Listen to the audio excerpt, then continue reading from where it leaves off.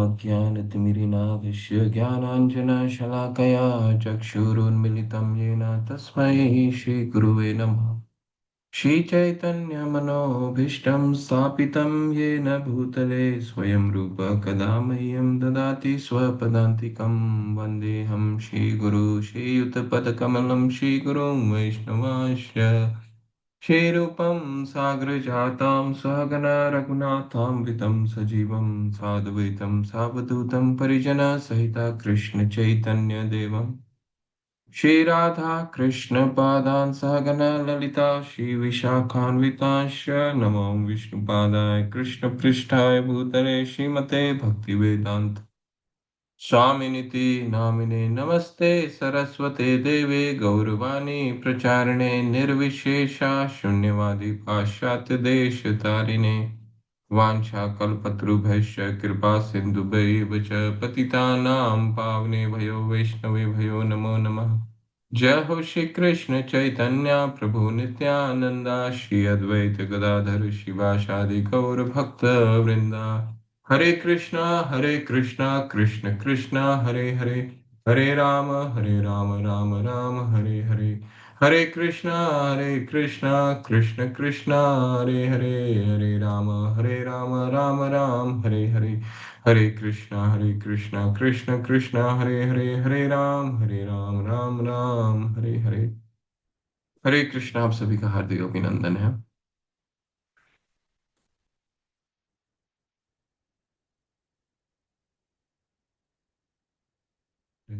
हरे कृष्णा कृष्ण कृष्ण हरे हरे,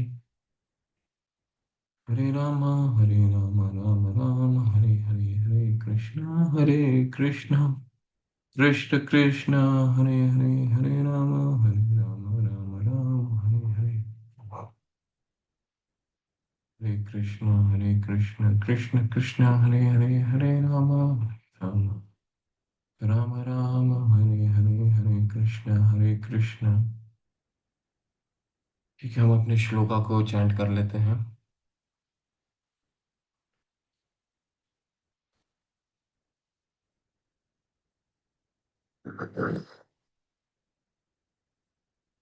अपरेयमितस्त्वन्यां प्रकृतिं विद्धिं मे परां जीवभूता महाबाहो ययेदं धार्यते जगत्।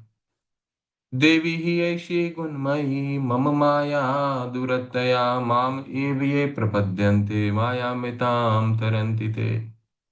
बहूनां जन्मनामन्ते ज्ञानवान् मां प्रपद्यते वासुदेवः सर्वमिति स महात्मा सुदुर्लभः। अन्तकाले च मामेव स्मरन्मुक्त्वा कलेवरं यः प्रयाति स मद्भावं याति न अस्त्र संशयः। आब्रह्म भुवनात् लोका पुनर्वर्तिनो अर्जुनः माम् उपैति तु कौन्तेय पुनर्जन्म न विद्यते। राजविद्या राजगुह्यं पवित्रमिदम् उत्तमं प्रत्यक्ष्वागमं धर्म्यं सुसुखं कर्तुम् अव्ययम्। मया तदमिदं सर्वं जगत् व्यक्तमूर्तिना मतस्थानि सर्वभूतानि न चाहं तेषु अवस्थितः। सततं कीर्तयन्तो मां यतयन्तश्च दृढव्रतां नमस्यन्तश्च मां भक्त्या नित्ययुक्ता उपासते। सम्मोहं सर्वभूतेषु न मे तेष्वस्ति न प्रियः। ये भजन्ति तु मां भक्त्या मयि ते तेषु चाप्यहम्। यान्ति देवव्रता देवान् पित्रं यान्ति पितृव्रता भूतानि यान्ति भूतेज्या यान्ति मद्याजिनोऽपि माम्। पत्रं पुष्पं फलं तोयं यो मे भक्त्या प्रयक्षति तदहं भक्त्या उपृहितम् अश्नामि प्रयतात्मनः। यत् करोषि यदश्नासि यद्जुहोषि ददासि यत् तपस्यसि कौन्तेय तत् कुरुष्व मदर्पणम्। अहं सर्वस्वप्रभवो मत्ता सर्वं प्रवर्तते इति मत्वा भजन्ते मां बुधा भाव समन्वितः। तेषां सततयुक्तानां भजतां प्रीतिपूर्वकं ददामि बुद्धियोगं तं येन माम् उपयान्ति ते। हरे कृष्ण कृष्ण कृष्ण हरे हरे, हरे राम राम हरे हरे। हरे कृष्ण कृष्ण कृष्ण हरे हरे, हरे राम राम राम हरे हरे, हरे कृष्ण कृष्ण कृष्ण हरे हरे, हरे राम राम राम हरे हरे।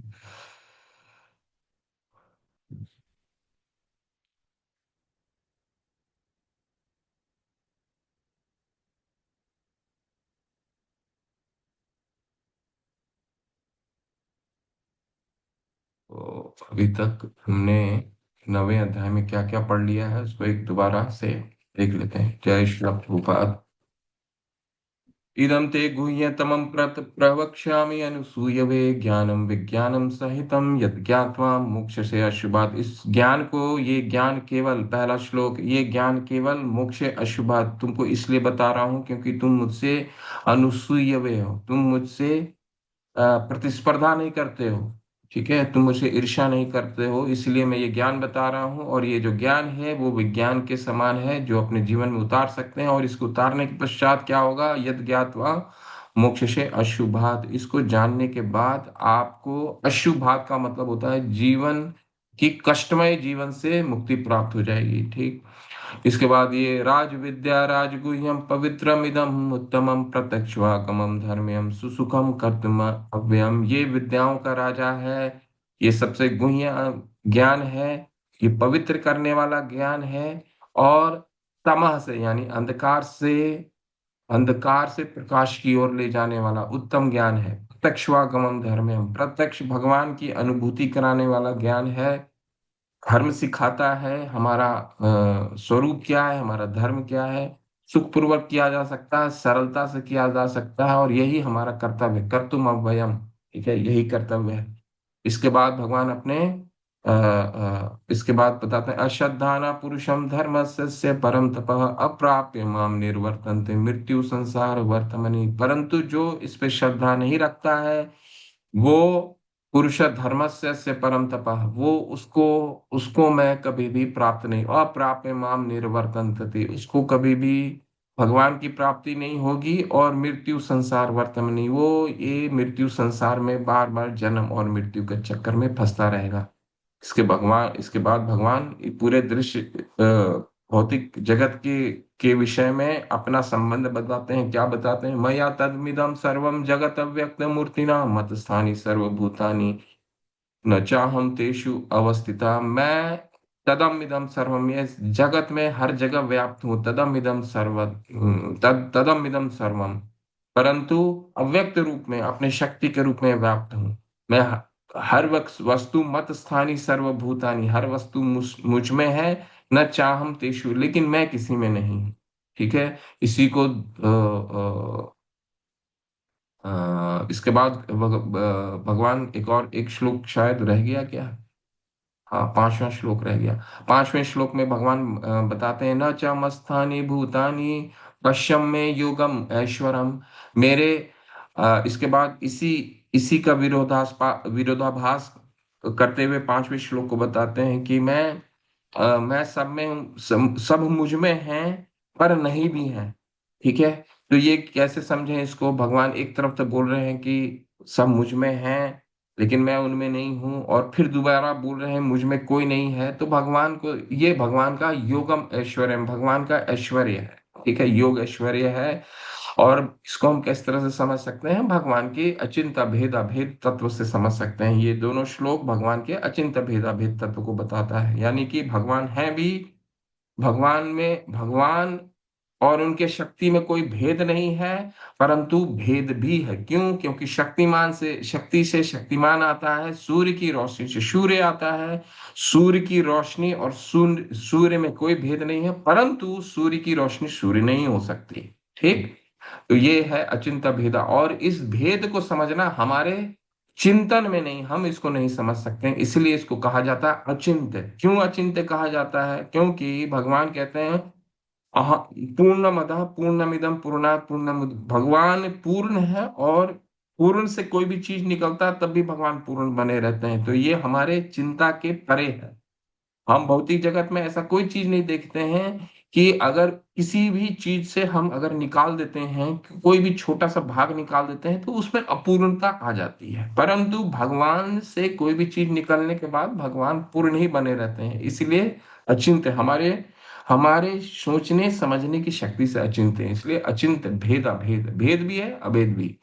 और इसको उदाहरण से समझाया गया, यथा आकाश स्थितो नित्यम वायु सर्वत्र गो महान तथा सर्वाणि भूतानि मत स्थानि उपधार्या। जिस तरह आकाश के अंदर वायु है, वायु कभी भी आकाश के बाहर नहीं जाती है, ठीक उसी तरह तथा सर्वाणि भूतानि, मैं हर जगह व्याप्त हूं, जैसे आकाश व्याप्त है, परंतु आकाश किसी भी वायु के किसी भी कार्य में हस्तक्षेप नहीं करता। भगवान किसी भी भौतिक जगत के कार्य में प्रत्यक्ष रूप से हस्तक्षेप नहीं करते हैं। सर्वभूतानि कौन्तेय प्रकृतिम यान्ति मामिकम कल्पक्षय पुनस्तानि कल्पादु वृषिजामहम्। मैं, मेरे द्वारा ये प्रकृति बार बार उत्पन्न होती है और इसका प्रलय हो जाता है। ये हमने 8वें अध्याय में, कल्पक्षय पुनस्तानि कल्पादो, कल्प के अंत में, कल्प के अंत होते ही इसका प्रलय हो जाता है, और कल्पादो यानी कल्प के जब जब ये दोबारा प्रकाशित होता है, तो कल्प जब शुरू होता है तो दोबारा प्रकाशित हो, वृषि जाम हम, ये दोबारा वृषिजित होता है। प्रकृति शाम इष्टाभय वृषा वृषि जामी पुनः पुनः भूत ग्रामम कृतसेना कृतन कृतनम कृतनम अवश प्रकृति अवसाद। ये उसी को भगवान बार बार कह रहे हैं कि भूत ग्रामम इमं कृतसेना, ये बार बार ब्रह्मा ब्रह्मा जी के रात्रि के समय ये छोटा प्रलय होता है, और ब्रह्मा जी के उम्र समाप्त होने के बाद ये महाप्रलय होता है। ठीक। न च मामतानि कर्माणि निबध्नन्ति धनंजय उदासीन वक्त आसीनम सक्तम तेषु कर्मसु। भगवान इस दृश्य जगत में किस तरह अपने आप को रखते हैं, उदासीन वक्त, अपने आप को प्रत्यक्ष रूप से नहीं रखते हैं। जिस तरह एक जज जो है, वो कोई भी जजमेंट देता है, तो उस जजमेंट से कभी भी प्रभावित नहीं होता। ठीक वैसा ही जब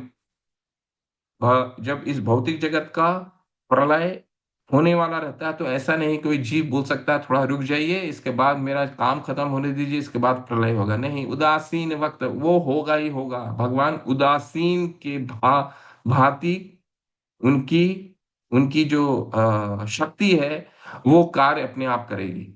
और अंत में इसको कैसे कंक्लूड करते हैं, मयाध्यक्षेन प्रकृति सूयते सचराचरम हेतु नानेन कौन्तेय जगत भी परिवर्तते। ये मैं पूरा अध्यक्षेन, ये पूरे जो दृश्य जगत हम देख रहे हैं, जड़ वस्तु, चर और अचर वस्तु मेरी अध्यक्षता में कार्य कर रही है। ठीक है। इसके बाद हमने अब थोड़ा सा थीम बदलता है। इसके बाद भगवान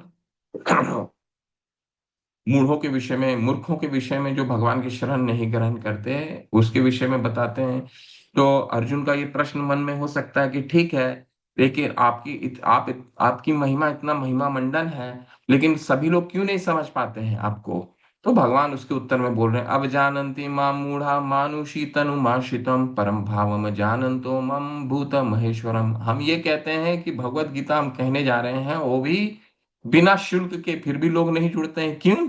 उसका कारण ये देखिए, अब जानन्ति मां मूढ़ा मानुषी तनुमाश्रितम परम भावम जानन्तो मम भूत महेश्वरम। ऐसे व्यक्ति, भगवान कह रहे हैं, ऐसे व्यक्ति अब जानन्ति, मुझे नहीं जान करके मूर्ख होता है, और मुझे समझता है कि मानुषी तनुमाश्रितम, मैं एक सामान्य मनुष्य के रूप में प्रकट हुआ हूं, और वो मेरे दिव्य प्रकृति परम भावम जानन्तु, मेरी दिव्य प्रकृति को नहीं जानते हैं। क्या नहीं जानते हैं? क्योंकि मैं महेश्वर हूं, मैं सभी ईश्वरों का ईश्वर। ठीक है। इसीलिए मेरे मैं इतने समझाने के बाद भी कि मेरे सारी अध्यक्षता में कार्य करती है, मुझे नहीं समझ पाते। यही कारण है, अब जानन्ति मां मूढ़ा। मुझे एक साधारण मनुष्य के समझते हैं कि श्री राम की प्रकट हुआ, तो श्री राम हो सकता है बहुत ही पुण्य कर करके एक बहुत ही शक्तिशाली पुरुष हो, परंतु भगवान नहीं है। ऐसे व्यक्ति को भगवान कहते हैं अब जानन्ति मां मूढ़ा, मुझे नहीं जानते, और ऐसा व्यक्ति मूर्ख होता है।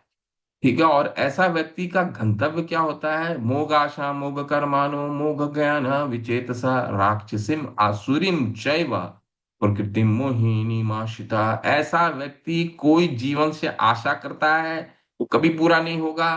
कोई सकाम कर्म करता है, कितना भी वो पढ़ाई कर ले, कितना भी वो सकाम कर्म कर ले, वेदों के अनुसार भूखों वृद्धाश्रम खोल ले, कुछ भी खोल ले, कुछ भी सकाम कम कर ले, तो भी उसकी प्राप्ति नहीं होने, उसको भगवान की प्राप्ति नहीं होने वाली। मोह ज्ञान, कोई भी कितना भी उपनिषद पढ़ ले, नहीं होगा। विचेत सा, ऐसा व्यक्ति हमेशा विचलित रहेगा।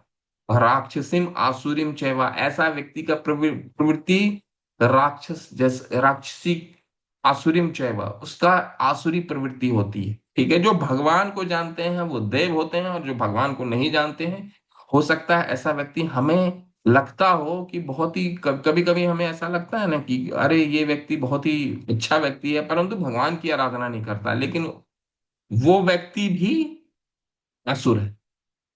क्यों? क्योंकि प्रकृति मोह, वो प्रकृति के मोह में फंसा हुआ है ऐसा व्यक्ति। ठीक है। तो ये हमने यहां तक कहा।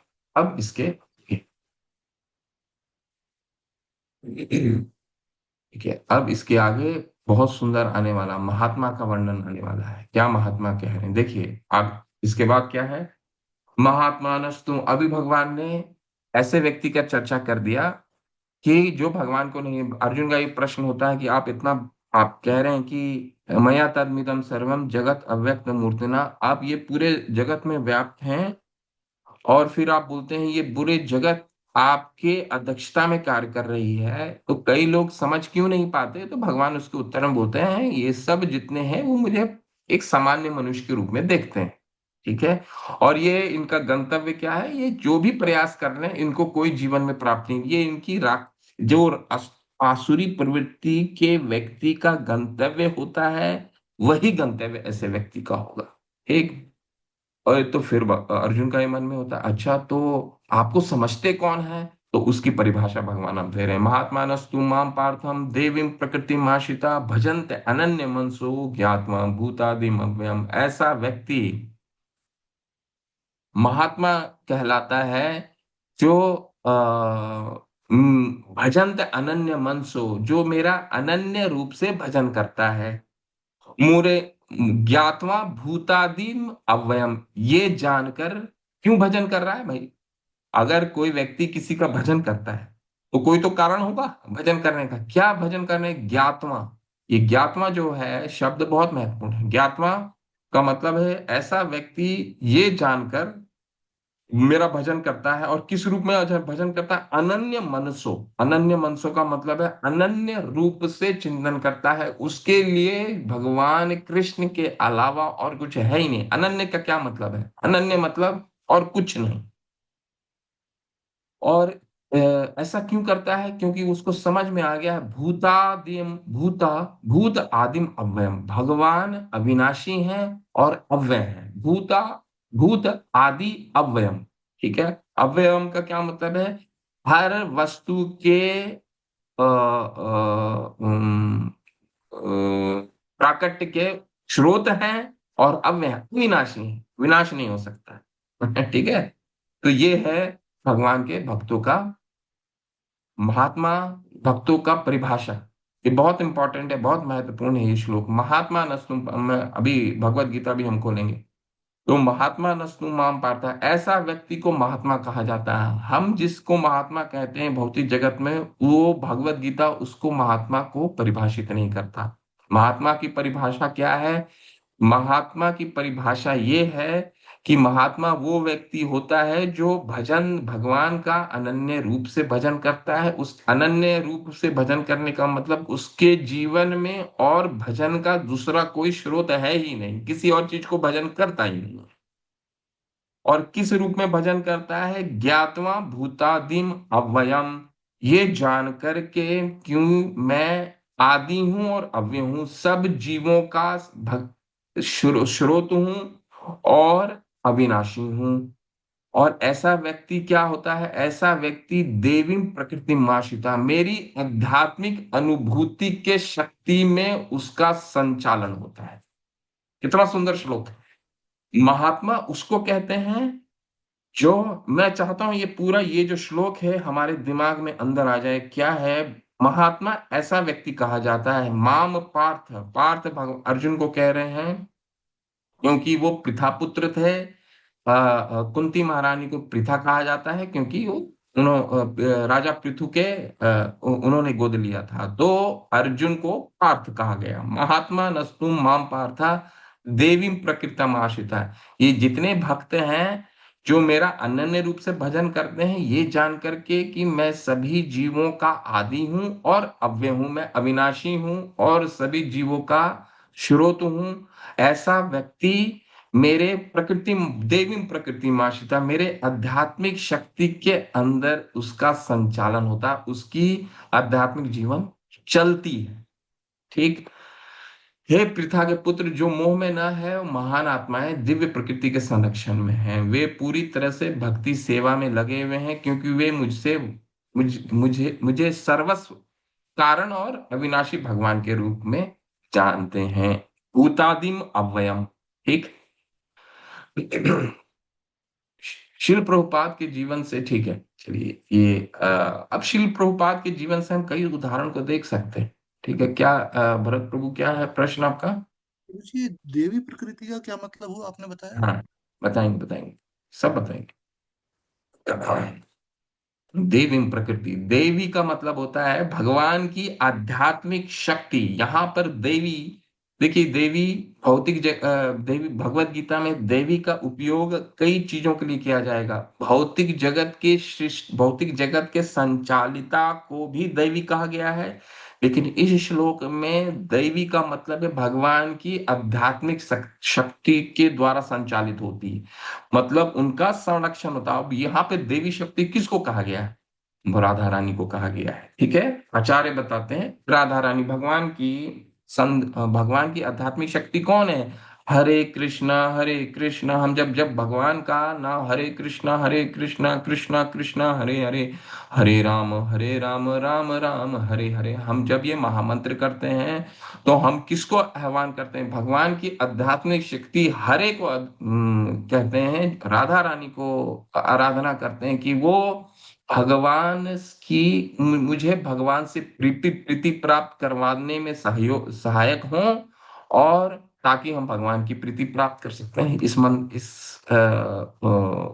महामंत्र का तो यही मतलब है। जब भी आध्यात्मिक शक्ति का वर्णन आए तो समझिए वहां पे आचार्य बताते हैं राधा रानी के शक्तियों द्वारा संचालित होती है। ठीक है, तो यहाँ पे देवी शक्ति का मतलब है राधा रानी। ठीक है, कुछ मुख्य और बिंदु पढ़ेंगे इस श्लोक में। ये बहुत महत्वपूर्ण श्लोक है और इसके एक एक शब्द हमें मालूम होने चाहिए। महात्मा किसको कहते हैं और क्यों कहते हैं, इसमें सब कहते हैं, कहा गया है। क्यों कहा जाता है? क्योंकि वो भजन अनन्य मन से भगवान का अनन्य रूप से भजन करता है। ऐसा नहीं है कि दुर्गा की भी स्तुति कर ली और कल शिवरात्रि थी तो शिव जी की भी स्तुति कर ली। भजन अनन्य मन से अनन्य रूप से भजन करता है, पर उसके मन में कृष्ण के अलावा और कुछ है नहीं। ठीक है, क्यों करता है ऐसा? क्योंकि ज्ञातवा भूता आदिम अव्ययम, क्योंकि वो भगवान को सभी चीजों का आदि और अव्यय मान लिया, उसको मालूम है। जब हम अगले अध्याय में जाएंगे तो 10वां के दूसरे श्लोक में भगवान बताएंगे ना में विदुम सुरगा नाम प्रभवम नाम हरीश्य हम आदि देवा नाम, मैं सभी देवी देवताओं और मुनियों का, महान मुनियों का भी आदि स्रोत में हूं। तो हम जब ये वो व्यक्ति समझ गया है कि भगवान सभी के आदि स्रोत है। ठीक है, तो इस श्लोक में, श्लोक को हम थोड़ा सा और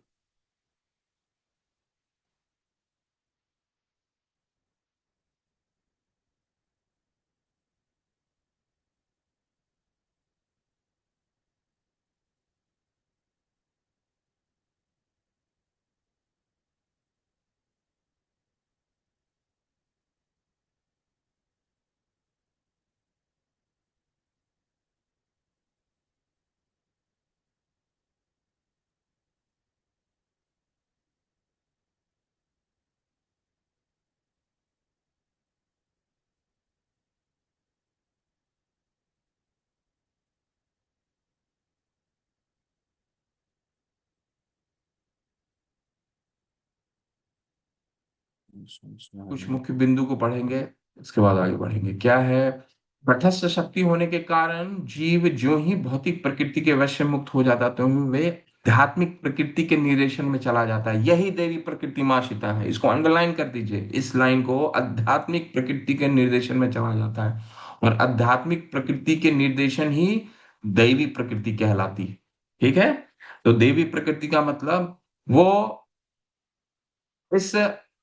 इस भौतिक जगत की शक्तियों से परे हो गया। सह गुणान समतित्यतान ब्रह्म भूय, जब 14 का 26वें श्लोक में कहा है, भगवान कह रहे हैं माम चयो अव्यभिचारेण भक्ति योग न सेवते सह गुणान समतित्य, 3 गुणों से पार कर गया है। ठीक, अब 3 गुणों से पार कर गया, यानी आध्यात्मिक शक्ति, यानी भगवान की आध्यात्मिक शक्ति कौन है? राधा रानी।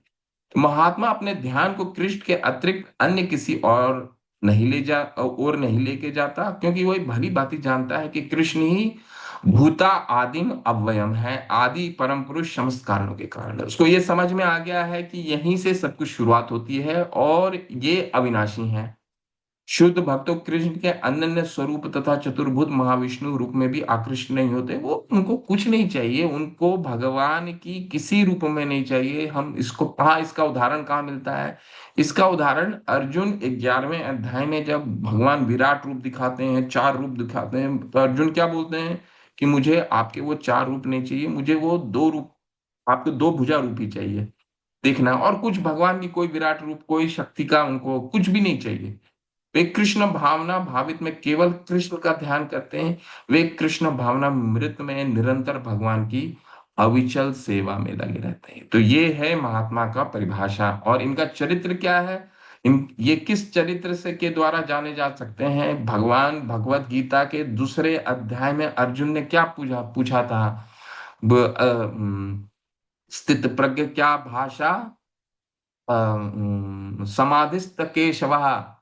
ये अस्तित्व प्रज्ञ जो लोग हैं, जो कृष्ण भावना भावित, जो आपकी अनन्य भक्ति करते हैं, वो अस्तित्व प्रज्ञ क्या भाषा, समाधिस्थ केशव, स्थित स्थित घिम किम प्रभाषेत, स्थित घिम किम प्रभाषेत, किम किम आसीत व्रजेत किम। वो कैसे चलते हैं, कैसे बोलते हैं, किस तरह बैठते हैं। तो भगवान ने जब अर्जुन के उनके प्रश्न था, अर्जुन का वो प्रश्न था ना कि वो किस तरह से दिखते हैं, वो कैसे चलते हैं, कैसे आचरण कैसा है, कैसा बैठते हैं, ऐसे व्यक्ति को कैसे दिखा जा सकता है? तो यहाँ पे वो चरित्र है। सततम कीर्तयन्तु माम यत्यन्तश्च दृढ़व्रता नमस्यन्तश्च माम भक्त्या नित्य युक्ता उपासते। ऐसा व्यक्ति आपको प्रायः दिखेगा। सततम कीर्तयन्तु, हमेशा। क्या भावना माता, क्या क्यों उठाए अपने हाथ? क्या प्रश्न है? प्रभु जी। हाँ प्रभु जी, ये इसके अंदर जैसे आपने बताया ना कि जो शुद्ध भक्त होते हैं वो भगवान के और किसी भी स्वरूप से आकर्षित नहीं होते, अट्रैक्ट नहीं होते, है ना, वो शुद्ध। तो जो अट्रैक्ट होते हैं प्रभु जी, जैसे कि और जैसे नरसिंह नरसिंह रूप है या वराह अवतार है भगवान जी के, तिरुपति बालाजी, तो जो अट्रैक्ट होते हैं वो शुद्ध भक्त में नहीं आते, वो केवल मतलब जो कृष्ण। समझाऊंगा समझाऊंगा अच्छा से। अभी अभी आप 20 श्लोक तक चलिए, इसका उत्तर दूंगा। तो कि भगवान के शुद्ध भक्त, अभी ये कॉन्सेप्ट अपने दिमाग में डाल लीजिए। इसका बहुत सारा उदाहरण मिलेगा आपको, बहुत सारे उदाहरण में चलेंगे। और भगवान भगवान का पहले, सबसे पहले समझने का प्रयास कीजिए। भगवान के भगवान अपने कई रूपों में आते हैं। सब भगवान है, ठीक है? भगवान कई रूपों में आते हैं। भगवान अपने स्वांश रूप में, अपने विष्णु तत्व रूप में आते हैं, जैसे नरसिंह देव, श्री राम। ये सब भगवान का स्वांश रूप है, अपना विष्णु तत्व रूप है। आप किसी भी तत्व को पकड़ करके उनकी आराधना कर सकते हैं, ठीक है? भगवान का जीव शक्तावेश अवतार है, जो किसी जीव को विशेष शक्ति प्रदान करते हैं। और वो शक्ति व्यास देव हो गए, ठीक है? और कई हैं, ठीक है? हमारे आचार्य आचार्य लोग भी भगवान की विशेष शक्ति के द्वारा ही। अब शिला प्रभुपाद, जब तक भगवान की विशेष शक्ति नहीं होगी तब तक इस तरह का प्रचार कर पाना संभव था क्या? नहीं। तो हाँ, जितने भी विष्णु तत्व हैं सब भगवान है, आप किसी भी रूप की आराधना कर सकते हैं। ओके। अब चतुर्भुज रूप क्यों, और भगवान के शुद्ध, इसमें क्या फर्क है, ये 11वें श्लोक अध्याय में पढ़ेंगे। अभी बस शांति से सुनते रहिए कि इसका चरित्र क्या है, भक्तों का चरित्र क्या है। सततम कीर्तयन्तो माम, वो जब जान जाते हैं कि, अब पहले हमने क्या परिभाषा पढ़ा, महात्मा नस्तुम माम पार्थम देवीम प्रकृतिमाश्रिता भजन्त अनन्य मनसो, वो अनन्य भजन करते हैं भगवान का। अनन्य भजन कैसे करते हैं, सततम कीर्तन करते हैं, हमेशा भगवान का नाम करते हैं। सततम कीर्तयन्तो माम यतयन्तश्च, और दृढ़ रहते हैं। भगवान किस चीज की दृढ़ता रहती है, भगवान के जितने वैदिक भक्ति के नियम के पालन हैं, उन वैदिक भक्ति के नियम जो है, तो भक्ति रसामृत सिंधु में इसमें इसको विस्तार से चर्चा होगी। जितने नियम हैं उन नियमों में वो दृढ़ रहते हैं। हमारे जो आचार्य ने दे दिया है नियम, 16 माला करना, सुबह जल्दी उठना, मंगल आरती करना, ये क्या है, एकादशी व्रत का पालन करना, ये सब क्या है, ये वैदिक भक्ति के नियम है। इसमें कभी भी विचलित नहीं होते, दृढ़ रहते हैं, यत्न, और उस दृढ़ता के लिए सततम प्रयास करते हैं, यत्यंतश्च प्रयासरत रहते हैं। और क्या करते हैं, उनका क्या चरित्र, नमस्यंतश्च भगवान, हमेशा भगवान को नमस्कार करते हैं। भक्त्या नित्य उपासते, नित्य युक्ता उपासते, और उनको प्रेम पूर्वक हमेशा नित्य सदैव भक्ति में रह के उनको उपासना करते हैं। ये चरित्र है। ये महात्मा मेरी महिमा का नित्य कीर्तन करते हुए, दृढ़ संकल्प के साथ प्रयास करते हुए, मुझे नमस्कार करते हुए भक्ति भाव से निरंतर मेरी पूजा करते हैं। यही चरित्र है। और शिला प्रभुपाद के देखिए, जो भी सुबह से लेकर के शाम तक का आप प्रोग्राम देखिएगा, किसी भी मंदिर में कार्यक्रम देखिएगा, हर कार्यक्रम में इस श्लोक को सिद्धांत रूप से रख कर करके ही रखा गया है कार्यक्रम, ताकि हम सततम कीर्तन कर सकें भगवान का। देखिए, इस कलयुग का तो युग धर्म केवल हरिनाम है। अगर केवल आपने हरिनाम कर लिया तो हमारा back home, back to Godhead जाना तय है। परंतु क्योंकि ये कलयुग है, कली दोषे निधिर राजन, अस्ति एको महान गुना, ये इस कलयुग के बहुत सारे दुष्चरित्र हैं। ठीक है, बहुत सारे दुष्चरित्र हैं। क्या क्या है वो अभी चर्चा नहीं करेंगे। बहुत सारे दुष्चरित्र हैं। ठीक है, परान अल्पायुष कलो अस्मिन युगे जना मंद सुमंद मत्यो मंद भाग्य उपहृता, ये कहा गया है कलयुग का चरित्र। लोगों को उम्र कर्म हो जाता, प्रयाण अल्पायुष कलो अस्मिन युगे जना, लोग झगड़ालू होते हैं, मंद सुमंद मतियो, लोगों की बुद्धि कम हो जाती। देखिए, बुद्धि कम होती इसीलिए तो हमारी क्या है, 2 दिन पहले जो सुनते हैं वो भी याद नहीं रहता, आज क्या सुनते हैं शाम तक वो भी भूल जाते हैं। मंद सुमंद मति हो, मंद भाग्य हो ही उपृतता, और भाग्य भी हमारा साथ नहीं होता है। ये कलयुग का चरित्र है, श्रीमद् भागवत में बताया। तो अब इस कलयुग के चरित्र में हरिनाम केवल युग धर्म है। इसके बाद भी हमें अर्च विग्रह की सेवा और इतनी सब क्यों दिए हैं, क्यों, क्योंकि हम किसी न किसी तरह से, ये न के न प्रकारे न मन कृष्ण निवेशित, हम किसी न किसी तरह से अपना अपना मन भगवान में लगा सकें, और ताकि हम सततम कीर्तन हो सके हमारा। हरिदास ठाकुर तो कोई अर्च विग्रह की सेवा नहीं करते थे। नमाचार हरिदास ठाकुर केवल भगवान का नाम करते थे, तू और उनके आगे कोई अर्च विग्रह भी नहीं था। उन्होंने कोई अर्च विग्रह नहीं रख रखा था, कोई भगवान की तस्वीर नहीं रख रखी थी। केवल एक तुलसी का वृक्ष था, उसके आगे वो भगवान का नाम, 3 लाख नाम का जप करते थे। परंतु कलयुग के लिए तो बहुत सारे चीजें की आवश्यकता है, इसीलिए अर्च विग्रह है, मंदिर जाना है, इतनी जितने आप देखते हैं, इतने इतने नियम कानून क्यों है, ताकि हम ये न के न प्रकार न, हम किसी न किसी तरह भगवान में मन लगा सकें और अंततः सततम कीर्तन कर सकें। यही है मुख्य उद्देश्य। ठीक है। तो इसमें देखिए कुछ मुख्य बिंदु क्या है। भक्ति में कुछ कार्य हैं जिन्हें दृढ़ व्रत कहा जाता है। यथा प्रत्येक एकादशी के को तथा भगवान के आविर्भाव दिवस को उपवास करना। वैधि भक्ति के नियमों के पालन में हम कितने दृढ़ हैं, वो इसी को दृढ़ता कहा गया है। वे सर्वादि विधान महान आचार्यों द्वारा उन लोगों के लिए बनाए गए हैं जो दिव्य लोक भगवान के सानिध्य प्राप्त करने के इच्छुक हैं।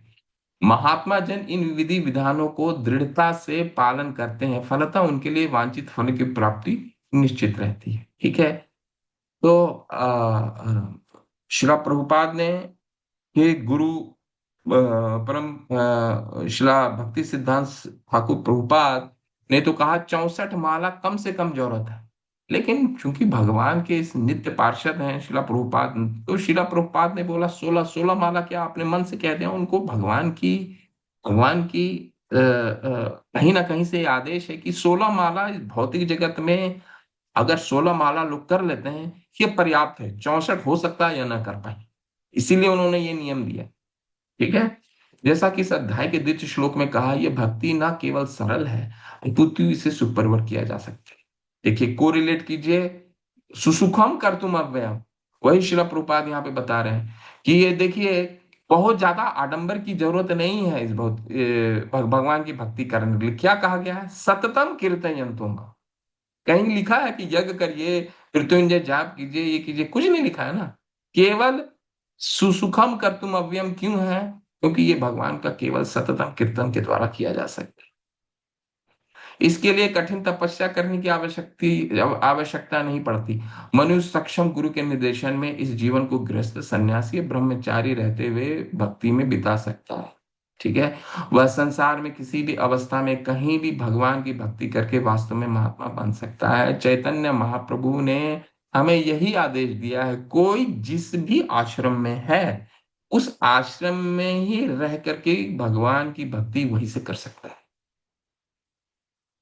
ठीक है। पर ऐसे तो कई लोग हैं। अभी देखिए अब थीम थोड़ा चेंज हो रहा है। अब थीम क्या जाएगा? ऐसे तो कई लोग हैं कि भगवान की भक्ति तो कर रहे हैं लेकिन सततम नहीं कर रहे हैं, अनन्य रूप से नहीं कर रहे हैं। महात्मा किसको कहा जाता है? जो भगवान भजन अनन्य मन सो। ये चरित्र है, ये परिभाषा है महात्मा का, भक्तों का, भगवान के भक्त का। लेकिन इस दुनिया में हम देखते हैं कि ऐसे कई लोग हैं जो भगवान की भक्ति तो कर रहे हैं लेकिन भगवान कृष्ण को अनन्य मान करके भक्ति नहीं कर रहे हैं। तो उनके विषय में भी भगवान बहुत अच्छे से 16, 15, 16, 17, 18, 19, 20 ये 5 श्लोक केवल उनके लिए है। तो इसको ध्यानपूर्वक सुनिएगा। देखिए अब क्या भगवान कह रहे हैं? अन्य लोग कौन हो गए? अन्य लोग वो हैं भरत प्रभु बाद में प्रश्न करें। अभी कोई प्रश्न महत्वपूर्ण है क्या? नहीं तो बाद में प्रश्न कीजिए। ठीक है प्रभु जी, बाद में बात। तो अनन्य लोग जो ज्ञान के अनुशीलन द्वारा यज्ञ में लगे रहते हैं, वे भगवान की पूजा उनके उदय रूप में, विविध रूप में तथा विश्व रूप में करते हैं। ठीक है। अब उनकी चर्चा हो रही है जो भगवान को, कृष्ण को अनन्य मान करके नहीं भजते हैं। उनके बारे में भगवान क्या कहते हैं? चलिए, कई लोग हैं ऐसे तो क्या कहेंगे भगवान? देखिए, किंतु मैं ही कर्म, देखिए, किंतु मैं ही कर्मकांड में ही यज्ञ, पितरों को दिया जाने वाला अर्पण, औषधि, दिव्य ज्ञान तथा अग्नि तथा आहुति। बहुत सुंदर आने वाला है अभी श्लोक। हाँ, ये कौन सा हो गया? ये बीच में एक श्लोक चला गया क्या? अथवा बहुनीते, हाँ, यस यस यस, ये बहुत सुंदर श्लोक है। आई एम सॉरी, इसको हमको पढ़ना होगा। ज्ञान यज्ञेन चाप्यन्ते यजन्तो माम उपासते एकत्वेन पृथक्त्वेन बहुधा विश्वतो मुखम। ऐसे कई लोग हैं ज्ञान यज्ञेन जो भगवान की आराधना ज्ञान के अनुशीलन से करते हैं, उपनिषद पढ़ते हैं, वेद का अध्ययन करते हैं। कई के लोग हैं ना। ठीक है। ज्ञान यज्ञेन, ज्ञान के द्वारा अनुशीलन करते हैं, यज्ञ के द्वारा अनुशीलन करते हैं भगवान को। यजंतो माम उपासते, ज्ञान का अनुशीलन करते हैं, यज्ञों का अनुशीलन करते हैं, ध्यान योग का अनुशीलन करते हैं और इस रूप में उपासना करते हैं भगवान का। तो भगवान की मुख्यतः तीन रूपों में उपासना होती है। एकत्वेना पहला, दूसरा पृथक्त्वेना, और तीसरा विश्वतोमुखम। इसको नोट कीजिए, बहुत महत्वपूर्ण है। भगवान की आराधना कई लोग तीन रूप में करते हैं। कौन कौन से हैं? एकत्वेना, एकत्वेन का क्या मतलब है? परमेश्वर तथा अपने को एक मानकर पूजा करने वाले। निर्विशेषवादी मायावादी क्या समझते हैं? हम तो भगवान ही, भगवान के अंश है और अंततः हम भगवान में मिल जाते हैं, यानी मैं और भगवान एक ही हैं। और कभी कभी स्वयं को ही भगवान मानकर पूजा करते हैं, उसको कहा जाता है एकत्वेन। परमेश्वर तथा अपने आप को मानकर, एक मानकर पूजा करने वाले, एकत्वेन। ठीक है। पृथक्त्वेन, पृथक्त्वेन का क्या मतलब है? परमेश्वर की किसी मनोकल्पित रूप की पूजा करने वाले। दुर्गा माँ की पूजा कर लो तो भी भगवान की पूजा है, भगवान शिव की पूजा कर लो तो भी भगवान की पूजा है, किसी भी देवी देवताओं की पूजा कर लो। जतो पथ ततो मत, जतो मत तथो पथ, हर पथ भगवान की ओर ही लेकर के जाती है। ये दूसरा है पृथक्त्वेन। और अंततः क्या है? विश्वतोमुखम। विश्वतोमुखम यानी कि भगवान की विराट रूप की आराधना। ठीक है, जो जिसके बारे में हम 11वें अध्याय में बहुत विस्तार से पढ़ने वाले हैं। विराट रूप, अब ये विराट रूप, अब हर एक के विषय में भगवान विस्तार से बताएंगे, एक एक को टिक करेंगे। एकत्वेन का क्या मतलब है? देखिए यहाँ पर श्रील प्रभुपाद बताएंगे। ऐसे लोग अपने को परमेश्वर मानते हैं, ये एकत्वेन के लिए कह रहे हैं। और इस मानसिकता के कारण वे अपनी पूजा आप करते हैं। जितने भी मायावादी हैं वही करते हैं ना। ये सब, ये भी एक प्रकार की ईश पूजा है, क्योंकि वे समझते हैं कि भौतिक पदार्थ न होकर आत्मा है। कम से कम ऐसा भाव तो प्रधान रहता है। सामान्यतः निर्विशेषवादी इस प्रकार परमेश्वर की पूजा करते हैं। दूसरे कोटि के वे लोग हैं जो देवताओं के उपासक हैं। मैंने आपको समझा दिया। जतो मत ततो पथ, हर एक की पूजा करने से हमें भगवान की प्राप्ति हो जाएगी। अभी इसमें विस्तार से चर्चा होने वाली है। ठीक है। यह ब्रह्मांड भी भगवान, देखिए, और तृतीय कोटि के वे लोग आते हैं जो ब्रह्मांड से परे कुछ भी नहीं सोच पाते। ठीक है। भगवान ने विराट रूप जब दिखाया अर्जुन को तो क्या दिखाया? सारा ब्रह्मांड उन्हीं के अंदर है। तो उस रूप की आराधना करना, विश्वतोमुखम, वो विराट रूप। भगवान इस भौतिक जगत में, इस पूरे ब्रह्मांड में किस तरह प्रवेश करते हैं, वो भगवान की काल्पनिक, हालांकि है विराट रूप, परंतु बहुत सारे लोग, ठीक है, भगवान के विश्वतोमुखम विराट रूप की आराधना करते हैं। बहुत सारे पंथ हैं, प्रकृति को ही भगवान मान लेते हैं। ठीक है, ऐसे बहुत सारे लोग हैं। विश्वतोमुखम, भगवान की इस विराट रूप की आराधना करना। आप एक एक को तोड़ करके भगवान बताएंगे। सबसे पहले विश्वतोमुखम की चर्चा होने वाली, 16 से लेकर के 19 श्लोक तक केवल और केवल विराट रूप। लेकिन भगवान इसको बहुत सुंदर से समझाएंगे। देखिए क्या समझा रहे हैं भगवान।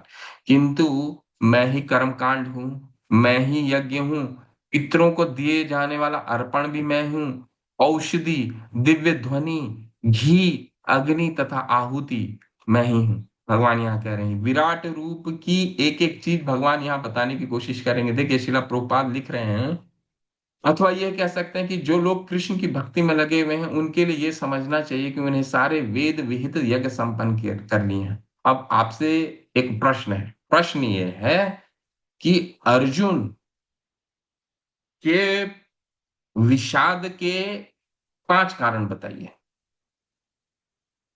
पहले यूनिट से प्रश्न कर रहा हूं आपके। अर्जुन के विषाद के 5 कारण बताइए।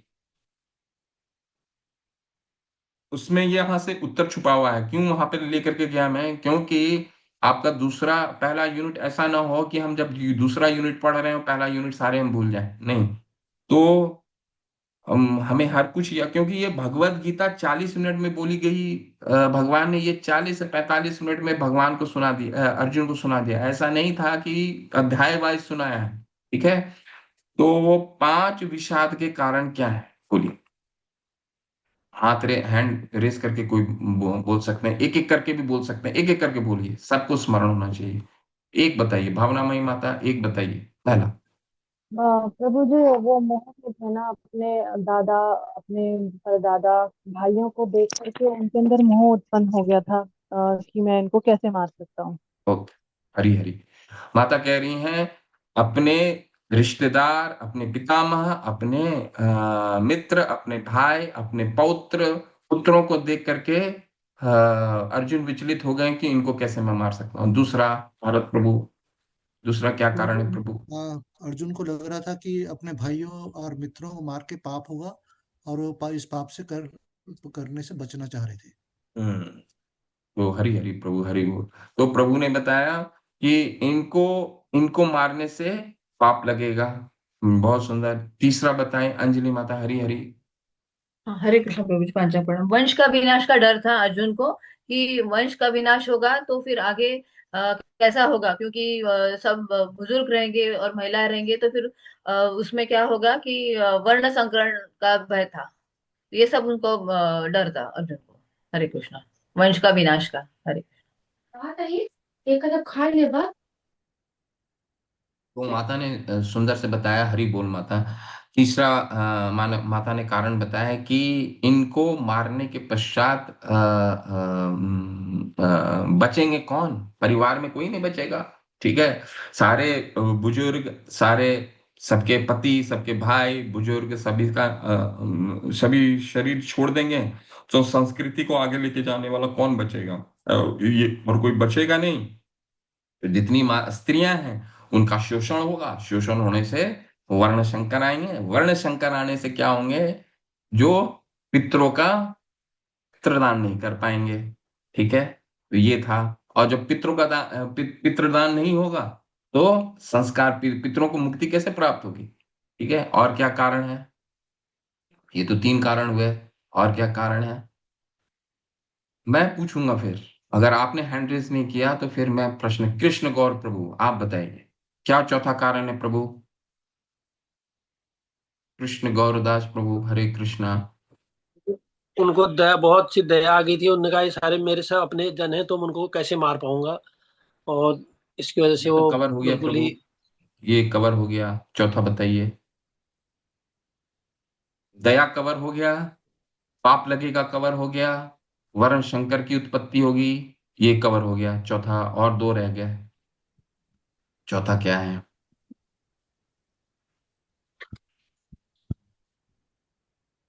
शुभ शुभ पूजा देवी दासी माता बताएं।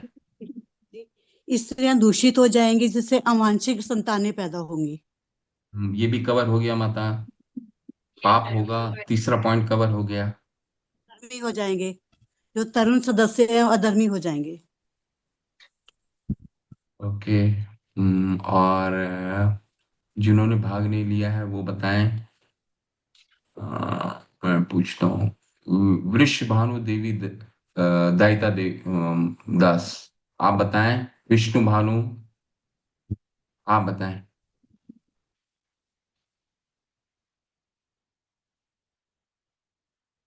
नहीं। ओके। रासप्रिया ब्रजेश दास प्रभु, आप बताएं। चौथा क्या कारण है प्रभु? आगे नहीं बढ़ेंगे, हम यहीं रुक जाएंगे फिर। हरे कृष्णा, दंडवत प्रणाम प्रभु जी। प्रभु हरे कृष्ण। सो चौथा कारण तो ये हो सकता है कि हो ऑलमोस्ट नहीं वैसे जैसे, सकता क्या है? हो नहीं सकता। नहीं, माता जी ने वो दोनों पॉइंट्स तो एक साथ ही कवर कर दिया ना, तो उसमें थोड़ा सा वो हो रहा था नहीं कि नहीं, वो एक ही पॉइंट है, एक ही है, एक ही है, कि एक जो ही है स्त्रियां हैं पॉइंट। वो, स्त्रियां जो है प्रभु जी, वो जो है मतलब धर्म, वो धर्म का पालन नहीं कर पाएंगी, क्योंकि उनके ऊपर जितने भी लोग होंगे वो लोग सब मर जाएंगे। तो जो स्त्रियां होती हैं वो फिर जो है बिना गाइडेंस के जो है ये मतलब। कवर हो गया प्रभु, कवर हो गया है। दो अलग अलग हैं। ये जो तीन कवर हो गए हैं, इसके अलावा दो बिल्कुल पृथक अलग हैं कारण। प्रभु जी वो कह रहे हैं कि अच्छा, हम सुख प्रभु किसके जी, साथ नहीं होंगे। नहीं नहीं नहीं, प्रभु जी नहीं एक नहीं पॉइंट आप। मुझे और याद आ गया। हाँ, वो कि जो इसमें पितृदोष जो है, पितृदोष लगेगा उनको। ये भी कवर हो गया प्रभु। तीसरा पॉइंट में ही सब सम्मिलित है। कृष्ण गौर प्रभु जी, प्लीज बताइए।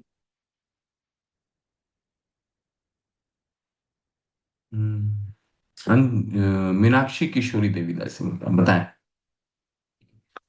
हरे कृष्णा प्रभु जी, दंडवत प्रणाम। हरे कृष्ण तो जी, प्रभु जी धन्यवाद। वो एक पॉइंट ये भी है कि वो कह रहे हैं कि हम अपने कुटुंबियों को मारकर कैसे सुखी होंगे, सारे अपने स्वजनों को मार के, वो उनको सबसे ज्यादा चिंता थी। हरे कृष्णा, बिल्कुल। चौथा था कि इनको मारने के बाद मैं अपना विजय किसके साथ साझा करूंगा। ठीक, चौथा पॉइंट। पांचवा दूसरे अध्याय में है। पांचवा क्या था? जिसके कारण पूरा पूरा गीता बोली गई, क्या कारण था?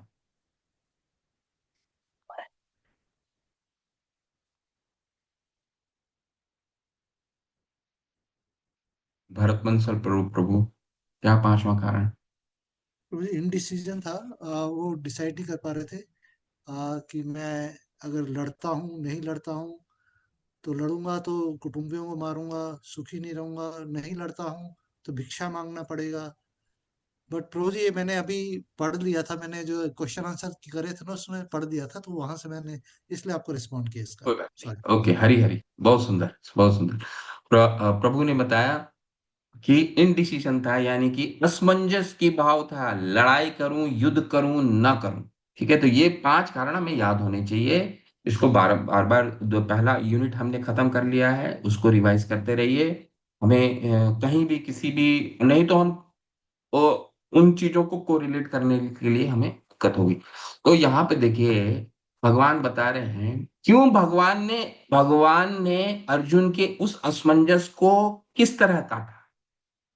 कि ऐसे काटा, किंतु मैं ही कर्म कांड हूं, मैं ही यज्ञ, पितरों का दिया जाने वाला अर्पण, औषधि, दिव्य ध्वनि, घी, अग्नि तथा आहुति। भगवान ने इसीलिए उसको कहा कि व्यवसाय आत्मिका बुद्धि एक कुरु नंदना, बहुशाखा हिनंताश बुद्धियो व्यवसाय नाम। तुम्हारी जो बुद्धि है, अगर तुम मेरे में दृढ़, व्यवसाय आत्मिका बुद्धि, मेरे में अगर दृढ़ रहते हो, बहुशाखा हिनंत, बहुत ज्यादा इधर उधर अपनी ध्यान नहीं दौड़ाते हो कि पितरों का क्या होगा, इसका क्या होगा, उसका क्या होगा।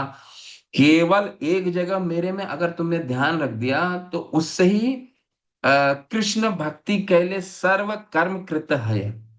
इतना विश्वास होना चाहिए। श्रद्धा शब्द विश्वास कहे, सुदृढ़ निश्चय, कृष्ण भक्ति कैले सर्व कर्म कृत है। चैतन्य चरितरामृत में कहा गया, श्रद्धा शब्द का परिभाषा ये है कि हमें इतनी श्रद्धा होनी चाहिए कि कृष्ण की भक्ति करने से जीवन में जो भी हमारे सकाम कर्म हैं, जो भी मतलब जो भी, वो सारे सारे पूर्ण हो जाते हैं, सारे पूर्ण हो जाते हैं। ठीक है, तो उस पॉइंट का भगवान ने उस इसी के व्यवसाय आत्मिक का बुद्धि पॉइंट से काटा। देखिए, आज उसी का फिर भगवान उसको विस्तार से समझा रहे हैं कि जब मैं ही पितरों को दिए जाने वाला अर्पण हूं, तो तुमको अलग से पितरों का अर्पण करने की क्या आवश्यकता है। ठीक है, तो ये सब जानना बहुत आवश्यक है। दूसरा देखिए, भगवान दोबारा कह रहे हैं, ये विराट रूप की चर्चा हो रही है, और विराट रूप में भी भगवान शिला प्रभुपाद अपने अनुवाद में भक्ति को ही लेकर के आएंगे। पितामह से जगतो माता धाता, पितामह वेद, वेदम पवित्र ओमकारम ऋक्षाम यजुरेव च। मैं ब्रह्मांड का, मैं सबका पिता हूँ, माता हूँ, आश्रय हूँ। धाता मतलब आश्रय, और पितामह मतलब सबका पितामह हूं।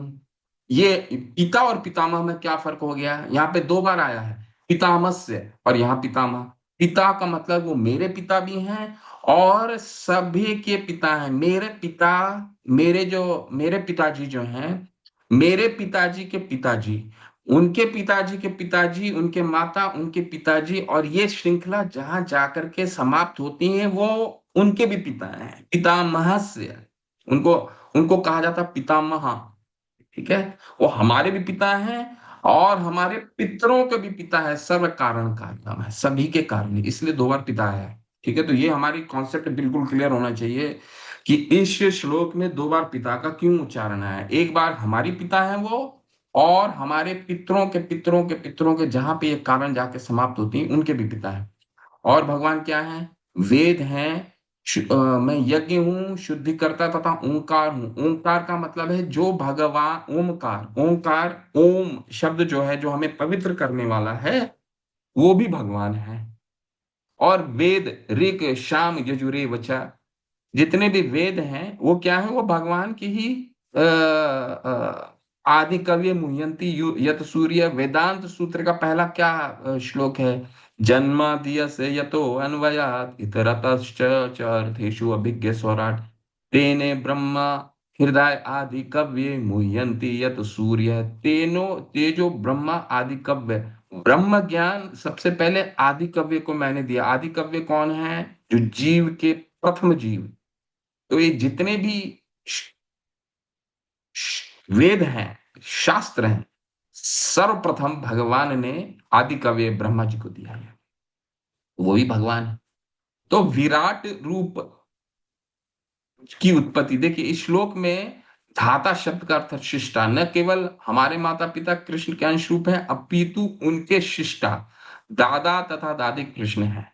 ठीक है, तो हम हमें देखिए कितना सुंदर है यहाँ पे, मतलब शिला प्रभुपाद कितने अच्छे से समझा रहे हैं कि हमारे माता पिता कोई नहीं, भगवान के ही रूप है। उनके माता पिता तो हमें उनको, अगर कोई भगवान, 5वां श्लोक में आपने क्या पढ़ा, 5वां श्लोक में आपने पढ़ा था, विद्या विनय संपन्ने ब्राह्मणी गवि हंसे। एक ब्राह्मण, एक शुद्ध भक्त का क्या परिभाषा है, विद्या विनय संपन्ने ब्राह्मणी गवि हस्तनी शूनि चैव सपाके च पंडिता समदर्शिना। वो समदर्शी होता है, सबको एक एक फ्रेम में देखता है, सबको देखता है कि वो भगवान के अंश हैं। तो हमारे माता पिता, उनके माता पिता सब भगवान का ही रूप।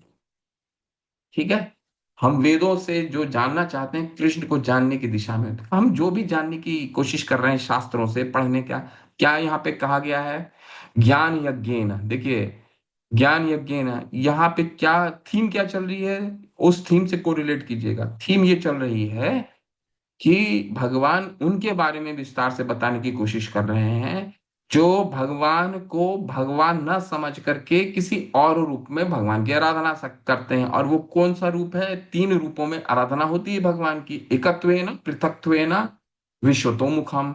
भगवान से तदाकार होकर भगवान और मैं एक हूं वो मान करके सारे देवी देवता भगवान की तरफ ही लेकर के जाते हैं, पृथक्त्वेन वो रूप है।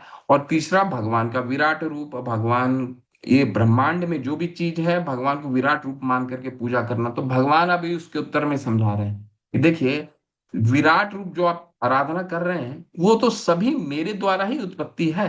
गति भर्ता प्रभु साक्षी निवास शरणम सुहृद प्रभव प्रलय स्थानम निधनम बीजम अव्ययम।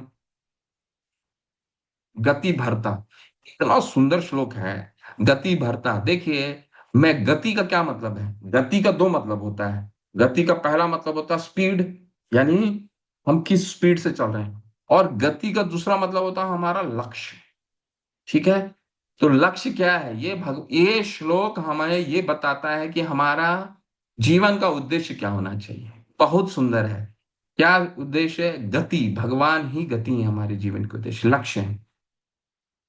गति भरता, भरता का क्या मतलब है, पालक, भगवान पालक हैं, हमें पालन करते हैं।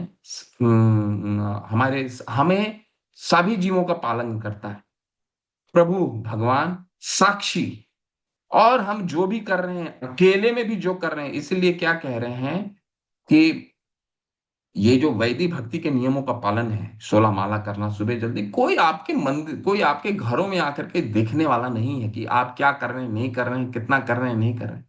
लेकिन एक व्यक्ति देखता है, दृष्टा हनुमंता च, वो कौन है, भगवान। हमारे अंदर रह करके वो सब देखते हैं। 13वें अध्याय के 24वें श्लोक 23वें श्लोक में जाएंगे तो ये भगवान कहेंगे, उपदृष्टा अनुमंता च भरता भोक्ता महेश्वर। मैं महेश्वर हूं और आपके हृदय में रख के दूरबीन लगा के सब कुछ देख रहा हूं, साक्षी है, हमारे हर कार्य के साक्षी है।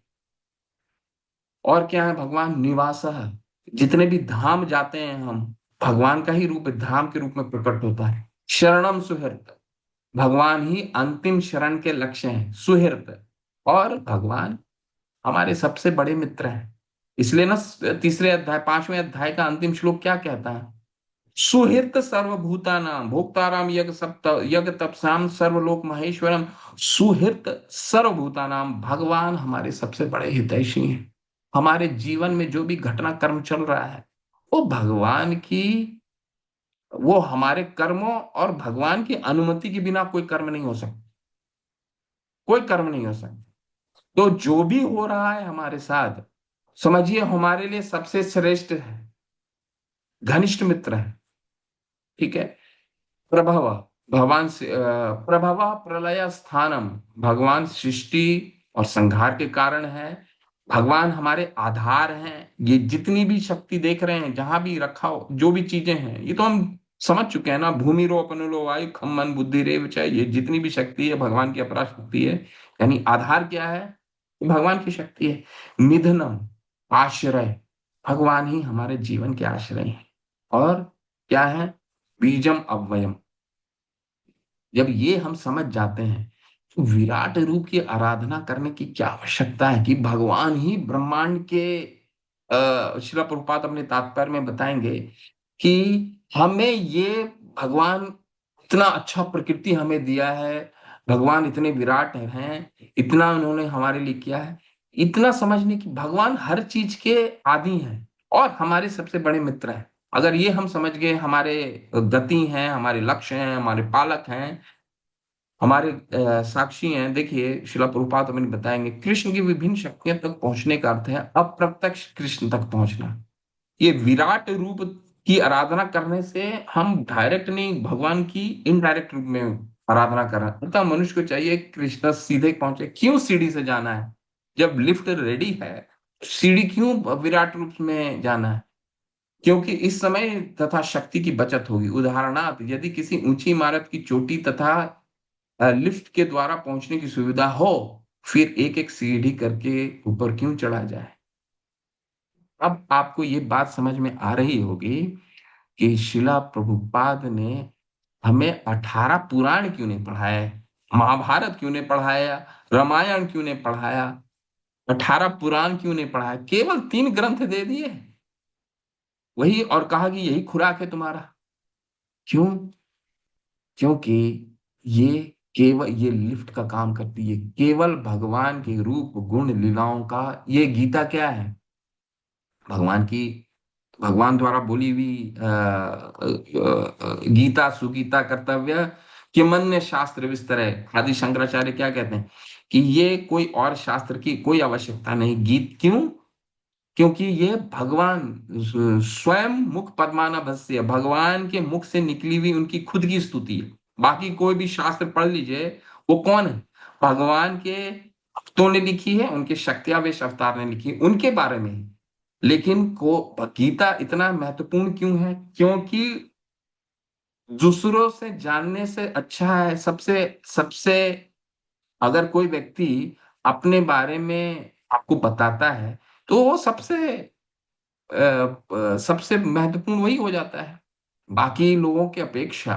सी गीता सुगीता कर्तव्य किमन्य शास्त्र विस्तर आदि शंकराचार्य ने, क्योंकि भगवान ने स्वयं कहा। अब शिला प्रभुपाद ने केवल यही ग्रंथ इसीलिए दिए क्योंकि ये केवल भक्ति के विषय में बताते हैं। ये नहीं बोला उन्होंने कि शिव पुराण पढ़ लो, महाभारत पढ़ लो, वहां बहुत सा काम करना। नहीं बोला कि धीरे धीरे धीरे सीढ़ी चढ़ो, शिव पुराण पढ़ो, धीरे धीरे ये पुराण पढ़ लो, ये पुराण पढ़ लो, ये पुराण पढ़ लो। कोई भी व्यक्ति तमोगुणी हो, रजोगुणी हो, सतोगुणी हो, भगवत गीता श्रीमद् भागवतम पढ़ता है तो केवल लिफ्ट ले लेता है। उसको सीढ़ी चढ़ने की आवश्यकता नहीं है कि पहले भगवान देवता तक जाएगा, फिर यहाँ ध्यान योग करेगा, फिर ज्ञान योग में जाएगा, फिर ध्यान, और फिर भगवान की भक्ति। नहीं नहीं, यहाँ शुरू से ही बता दिया गया है कि भगवान ही, कृष्ण ही भगवान है और बाकी जो है उनके स्रोत हैं। ठीक है। तो ये हमारे लिए आसान हो जाता है, इसलिए ये लिफ्ट का कार्य करती है। ठीक है। अब इसी की विस्तार में है अर्जुन। मैं ही ताप प्रदान करता हूँ, वर्षा को रोकता तथा लाता हूँ, मैं अमृतत्व हूँ और साक्षात मृत्यु भी हूँ। 10वें अध्याय में जाएंगे तो भगवान ये इसको फिर बोलेंगे, मृत्यु भी हूँ, मृत्यु सर्व अहम हरश्च। अगर कोई जीवन में जीवन भर भगवान की आराधना नहीं करता है तो भगवान अंत में तो अपने मृत्यु के रूप में उसका साक्षात्कार जरूर कराएंगे। भगवान वहां पर श्रील प्रभुपाद अपने अनुवाद में लिखेंगे। ठीक है। तो एक टॉपिक यहाँ खत्म होता है। क्या टॉपिक खत्म हो रहा है? विराट रूप की आराधना करना। भगवान यहाँ उन्होंने बताया 16 से 19 में कि कई लोग मेरे विराट रूप की आराधना करते हैं, लेकिन इन सबों की स्रोत जो है वो मैं ही हूँ। अगर मेरी आराधना कर लेते हो तो इनकी भी आराधना स्वतः ही हो जाती है। अब भगवान दूसरे टॉपिक में चल रहे हैं। कौन सा टॉपिक है? बस ये दो श्लोक और करते हैं, फिर हम आज विराम देंगे। अब क्या है? विश्वतोमुखम की चर्चा हो गई, होगी पृथक्त्वेन की चर्चा। भगवान देवी देवताओं, 7वां अध्याय में भी देवी देवता के बारे में चर्चा हुई है। क्या चर्चा थी? काम स्तैस्त हृत ज्ञान प्रपदंते अन्य देवता। जो काम से, जो जिनको जीवन में काम चाहिए, वो देवताओं की पूजन करते हैं। अब उसको और भी विस्तार कर रहे हैं। कौन देवता पूजन करते हैं? देखिए, जो वेदों का अध्ययन करते तथा सोमरस का पान करते हैं, वे स्वर्ग प्राप्ति की गवेषणा करते हैं। देखिए, भगवान देवी देवताओं की अवहेलना नहीं कर रहे हैं।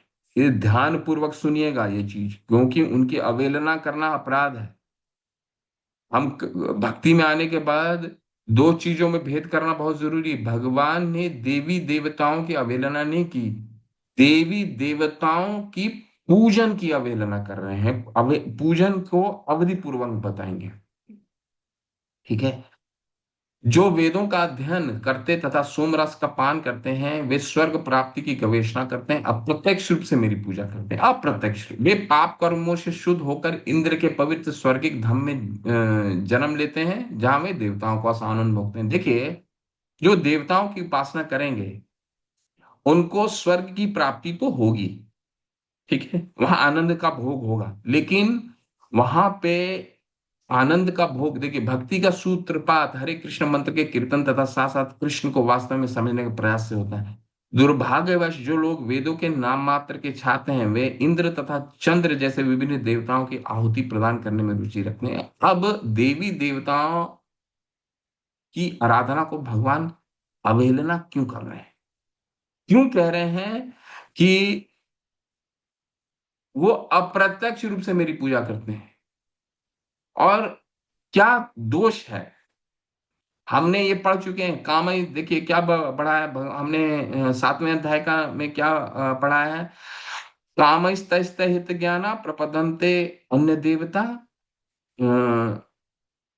तम तुम्हें वेति प्रकृति नियता नियता स्वया। यानी कि जो काम से ग्रसित होते हैं वो मेरी आराधना करते हैं और अपने प्रकृति के अनुसार उनकी पूजा करते हैं। इसके बाद उन्होंने क्या कहा था 7वें अध्याय में? यो यो याम याम तनु भक्ता श्रद्धा अर्चितुम इच्छति तस्या तस्या चलाम भक्त्या तमेव विद्यामि अहम। ये श्लोक याद रखिएगा, बहुत सुंदर है। उसका भी विस्तार हम करने वाले हैं, उसको और इसको को रिलेट करेंगे। यो योम याम याम तनु भक्ता श्रद्धा अर्चितुम इच्छति तस्या तस्याम चलाम श्रद्धा तमेव विद्यामि अहम। यानी कि इन भगवान वहां पे 7वें अध्याय में उन्होंने बताया कि ये देवताओं की जो आराधना करते हैं उनको श्रद्धा भी मैं ही देता हूं। अब वो अवधि पूर्वक कम क्यों है? वो मतलब उसकी भगवान त्रुटिपूर्ण, देखिए इसमें बताएंगे। ते ते भुक्त्वा स्वर्गलोकम विशालम क्षीणे पुण्यम मर्तलोकम विशंति एवं त्रय धर्म अनुपन्न प्रपन्न गतागतम काम कामा लभन्ते। बहुत इंपॉर्टेंट श्लोक है ये भी। अब यहाँ पे इन्होंने बताया है कि देखिए, ऐसा व्यक्ति स्वर्गलोक की प्राप्ति करेगा। अर्जुन का आज मैंने आपको वो पांच पांच विषाद का कारण क्यों पूछा, आप हर जगह को रिलेट करने की कोशिश कीजिएगा। चौथा कारण, तीसरा कारण जो माता ने बताया, क्या? पाप लगेगा, वर्ण संकर और पितरों का अनुष्ठान।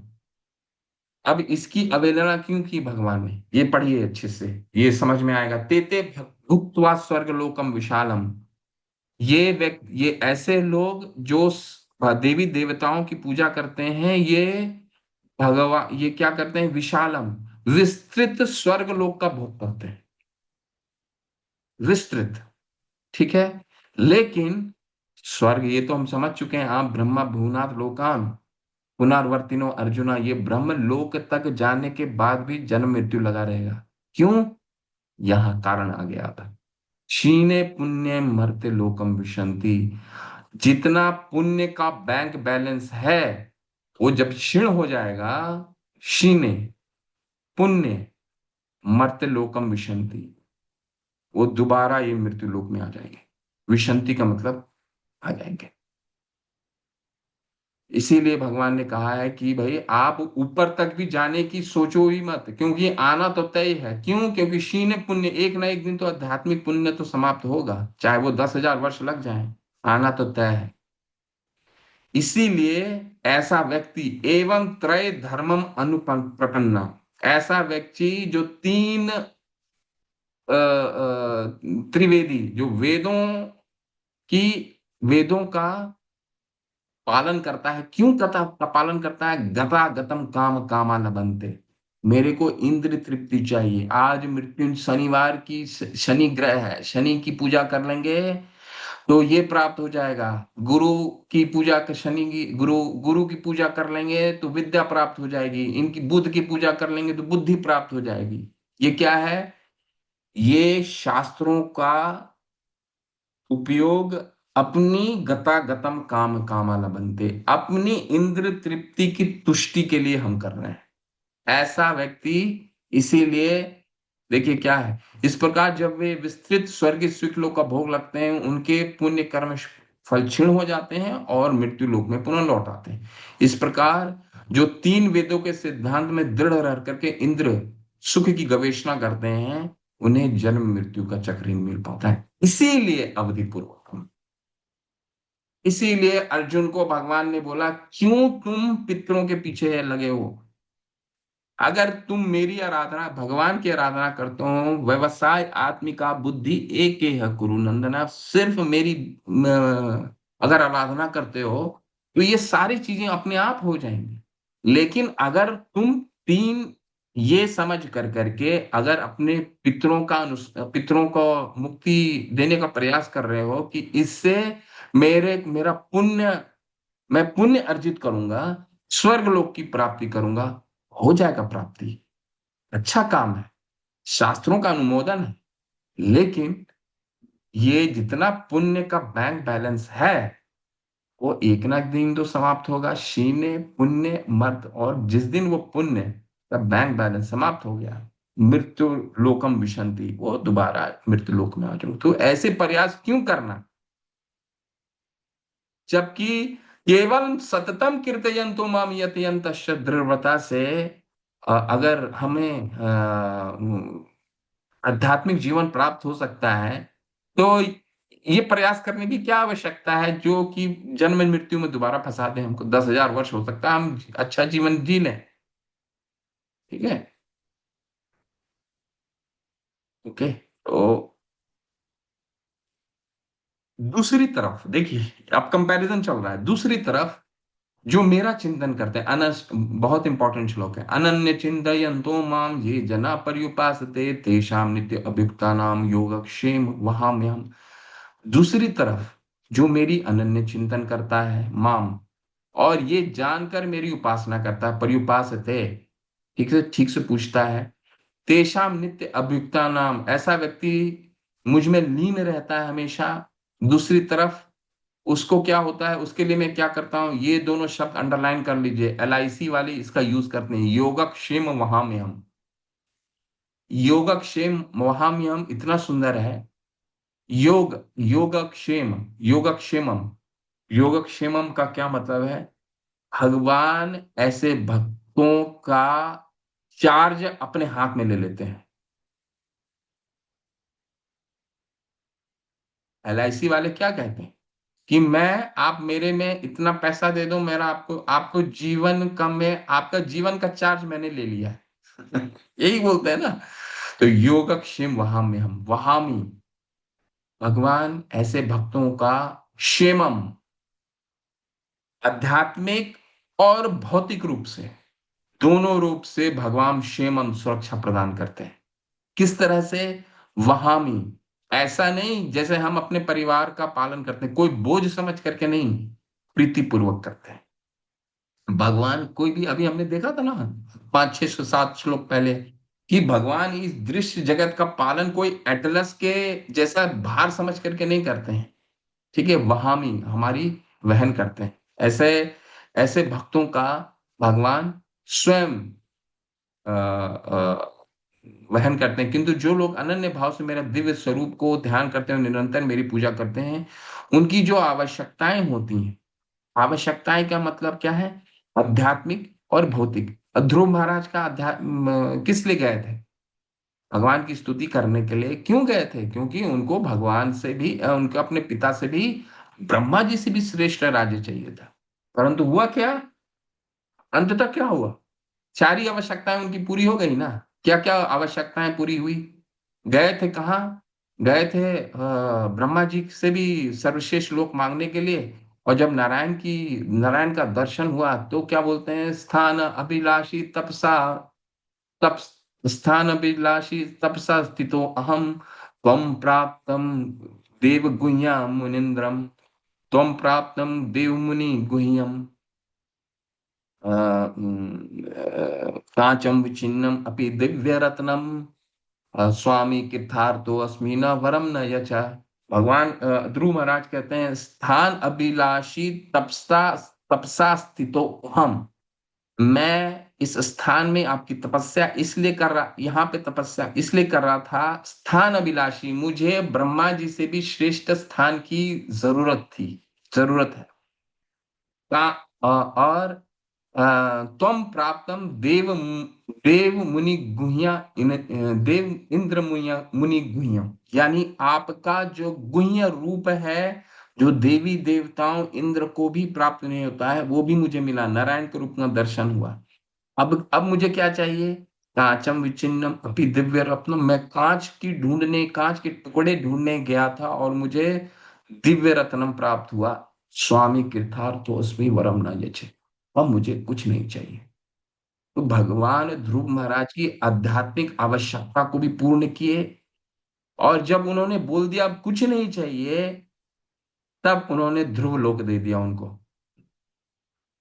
उनको आध्यात्मिक उन्नति भी, आध्यात्मिक आवश्यकता भी भगवान, अब स्वयं की प्रीति भी उन्होंने दे दिया, और भौतिक सुख भी। जब अब ध्रुव महाराज को जब चाहिए नहीं था, तब उनको वो भी दे दिया। तो योगक्षेम वहां में भगवान दोनों जरूरत पूरा करते हैं। ठीक है, इसीलिए ये अपि अन्य देवता भक्ता यजन्ते श्रद्धा अन्विता ते अपि मामेव कौन्तेय यजन्ति अवधि पूर्वकम। इसीलिए कंक्लूजन ये है कि ये त्रुटिपूर्ण ढंग से कर, ये त्रुटिपूर्ण है।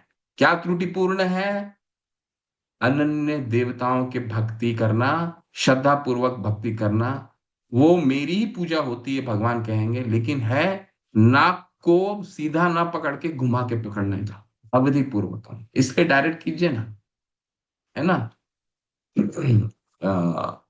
इसके बाद 2 श्लोक और है, तो क्या अच्छा चलिए अगले सत्र में करेंगे, अगले सत्र में करेंगे। 2 श्लोक और है जिसमें भगवान अपना कंक्लूजन देंगे कि देवता पूजन अवधि पूर्वक, ये हमें समझ में आ गया। तो आज हमने क्या पढ़ा, आज हमने पढ़ा भगवान के भक्तों का चरित्र। महात्मानस्तु माम पार्थम देवी प्रकृति आश्रिता भजन्त अनन्य मनसो वम भूतम भूताम भूतादिम वयम।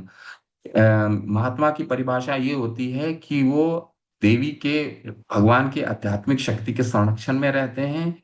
अनन्य भजन अनन्य मनसो, भगवान को अनन्य रूप से भजन करते हैं। ज्ञात्वा भूतादि भूतादि अमव्ययम, यानी भगवान को ये जान करके कि वो सभी के आदि स्रोत हैं और अविनाशी हैं।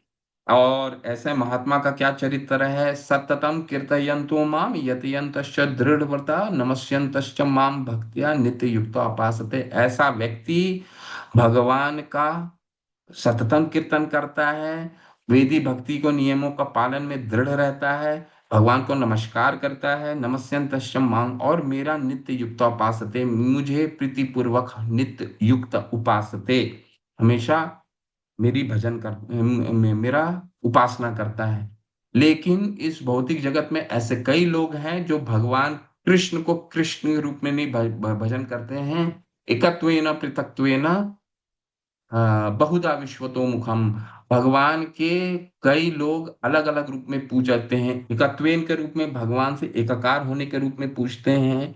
देवी देवताओं का पूजन करते हैं और ये समझते हैं कि ये भगवान के या तो ये भगवान है या ये इनको पूजन करने से हमें भगवान की प्राप्ति होगी। और तीसरा विश्व तो भगवान की विराट रूप की आराधना होती है। तो विराट रूप के बारे में भी भगवान सारा विस्तार से समझाते हैं कि कि मैं ही सभी का वेदम पवित्र ओमकारम पितामस्त जगतो माता धाता पितामह वेदम पवित्र ओमकारम ऋक ऋक श्याम यजुरे वचा। मैं तुम्हारा भी पिता हूं और तुम्हारे पितरों का भी पिता हूं। मैं ओम रूपी दिव्य ध्वनि शुद्ध करने वाली वो मेरे द्वारा आती है और सभी शास्त्र में भी का भी स्रोत मैं ही हूँ। तो विराट रूप की आराधना करना भी एक तरह से इनडायरेक्ट भगवान की आराधना है। और अंततः भगवान फिर देवता पूजन के विषय में बताते हैं कि ये अवधि पूर्वकम है। क्यों भगवान प्रोत्साहन नहीं दे रहे हैं? क्योंकि योम भक्त्या तनु भक्ता क्षीणे पुण्य मर्त लोकम विशंति। अगर स्वर्ग लोक की प्राप्ति भी होती देवी देवताओं की आराधना से, तो जब तक पुण्य रहता है, आध्यात्मिक पुण्य का बैंक बैलेंस रहता है, तब तक रहेगा। इसके बाद वो व्यक्ति मृत्यु लोक में वापस आ जाएगा। ठीक है। तो ये कह करके फिर भगवान बोलते हैं इसके वनिस्पत वो लोग की आप सोचिए, अनन्य चिंतयन्तो माम ये जना पर्युपासते तेषाम नित्य अभियुक्ता नाम योगक्षेम वहाम्य हम। दूसरी तरफ वो लोग हैं जो मेरा अनन्य चिंतन करते हैं, अनन्य चिंतयन्तो माम ये, और ये जना पर्युपासते और मेरी उपासना करते हैं।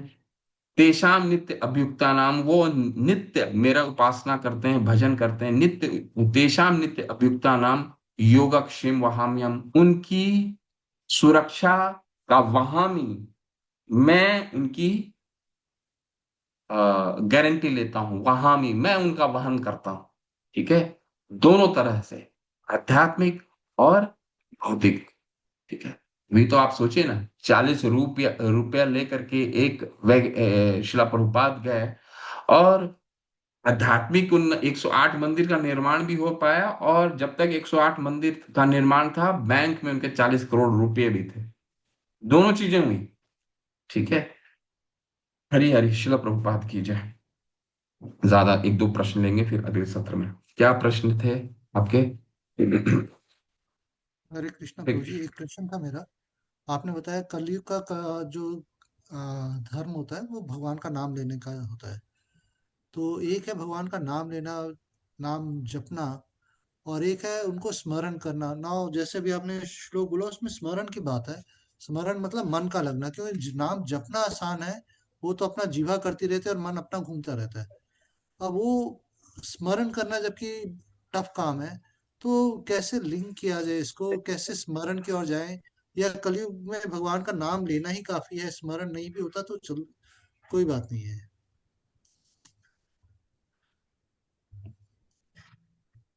देखिए, हमारा जो भी सिद्धांत है वो स्मरण पे आधारित है।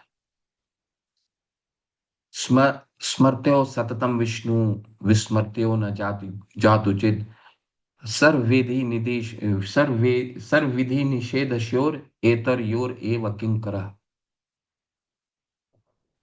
हमारा सिद्धांत जो भी आप सुन रहे हैं, देख रहे हैं, पढ़ रहे हैं, वो इस सिद्धांत का सबसे रूट श्लोका ये है। ठीक है। पद्म पुराण का श्लोक है, भक्ति रसामृत सिंधु जब पढ़ेंगे आप तो ये आएगा। हम जो भी कर रहे हैं, भगवान का नाम का जप कर रहे हैं, भगवान की कीर्तन कर रहे हैं, भगवान की अर्च विग्रह की आराधना कर रहे हैं, उसका मुख्य उद्देश्य होना चाहिए कि हमें भगवान हमेशा स्मरण हो, सततम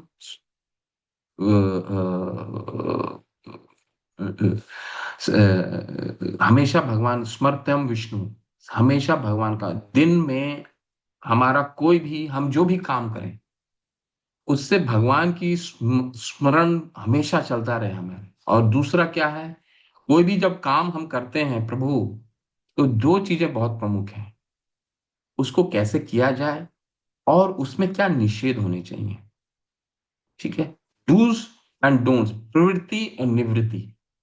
तो प्रवृत्ति क्या है, प्रवृत्ति ये हम जो भी अपने काम करें उसमें भगवान की स्मृति बनी रहे। और दूसरी निवृत्ति क्या होनी चाहिए, निवृत्ति होनी चाहिए सततम सतम सततम क्या मैंने श्लोक बोला,